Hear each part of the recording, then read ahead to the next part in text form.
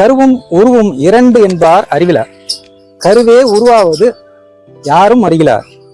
கருவே உருவாவது யாரும் அறிந்தபின் கருவே உருவாய் அமர்ந்திருந்தாரே அப்படின்னு சொல்லிட்டு திருமூலர் சொல்லியிருக்காரு. வணக்கம்.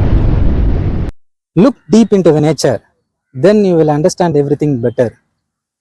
இந்த இயற்கையை நம்ம எவ்வளவு புரிந்து கொள்கிறோமோ அவ்வளவுக்கு அவ்வளவு எல்லாவற்றையும் பற்றியமான புரிதல்கள் மேம்படுது அப்படின்னு சொல்லிட்டு ஆல்பர்ட் ஐன்ஸ்டீன் சொல்லியிருக்காரு.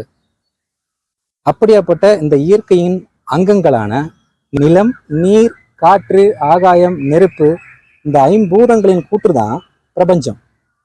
பிரபஞ்சத்தின் சிறு கூறு தான் இந்த உடலும் உயிரும். கருவாயிருக்கிற இந்த உயிர் தான் உருவாயிருக்கிற இந்த உடலை இயக்குது. அந்த வகையில நம்ம இந்த உயிரை மட்டும் விட்டுட்டு, கருவை மட்டும் விட்டுட்டு, இந்த உருவமான இந்த உடலை மட்டும் கவனிச்சு அதை நம்ம புரிந்து கொள்ளணும்னு நினைச்சோன்னா அது முடியாத காரியம். மேலும் இந்த உடலையும் உயிரையும் மரபு சார்ந்த வழியில புரிந்து கொள்றதுக்கு ட்ரூ பயோ பிளாட்ஃபார்ம்ல 1 ரூபி 1 டாபிக் இனிஷியேட்டிவை யூஸ் பண்ணிக்கோங்க. நன்றி.